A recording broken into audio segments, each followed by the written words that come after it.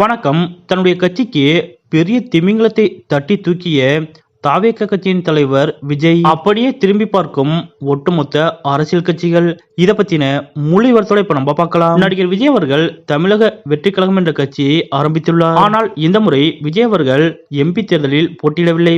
ஆனால் சட்டசபை தேர்தலில் போட்டியிடுவதாக விஜய் அவர்கள் அறிவித்துள்ளார். அந்த வகையில் கட்சியின் அடிப்படை கட்டமைப்பை உருவாக்குவது, பூத் கமிட்டி அமைப்பது தொடர்பாக ஆலோசனைகளை விஜய் அவர்கள் மேற்கொண்டு வருகிறார். இந்த நிலையில் விஜய் அவர்கள் கட்சி ஆரம்பிப்பதற்கு முன்பாகவே, அதாவது கடந்த வருடமே தன்னுடைய கட்சியின் திட்டங்கள் உட்பட அனைத்து விதமான செயல்பாடுகளுக்கும் வியூகம் வகுக்க ஆலோசகர்கள் நியமிக்கப் போவதாக தகவல்கள் பரபரத்தன. அதன்படி அரசியல் புலி என்றும், ஏற்கனவே தேசிய அளவிலான கட்சிகளுக்கு வியூகம் அமைத்து தந்தவர் என்றும், அவர் வியூகங்கள் அமைத்து தரும் கட்சியே அப்போதைய தேர்தலில் பிரதான வெற்றியை பெறும் என்பதால் அந்த விஐபியை தன்னுடைய கட்சிக்கு ஆலோசகராக விஜய் அவர்கள் நியமிக்கப் போவதாகவும் செய்திகள் கசிந்தன. மேலும் கட்சியை நிர்மாணிப்பது முதல் பூத் கமிட்டி வேலைகள் வரை அவரை வைத்தே துவங்கப் போவதாகவும் கூறப்பட்டது. ஆனால் அந்த விஐபி யார் என்று மட்டும் பெயர் வெளியாகாமலே இருந்தது.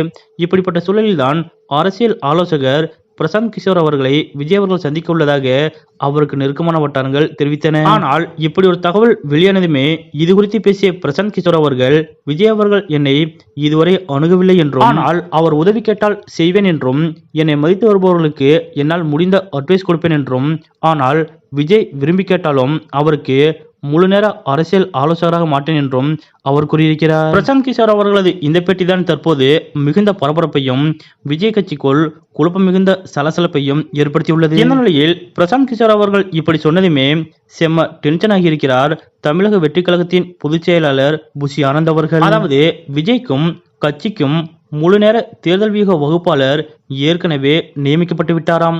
இது பிரசாந்த் கிஷோர் அவர்களுக்கும் தெரியுமா? ஆனால் அப்படி தெரிந்தும் விஜய்க்கு தேர்தல் வியூக பணி செய்ய மாட்டேன் என ஏன் அவர் சொல்ல வேண்டும்?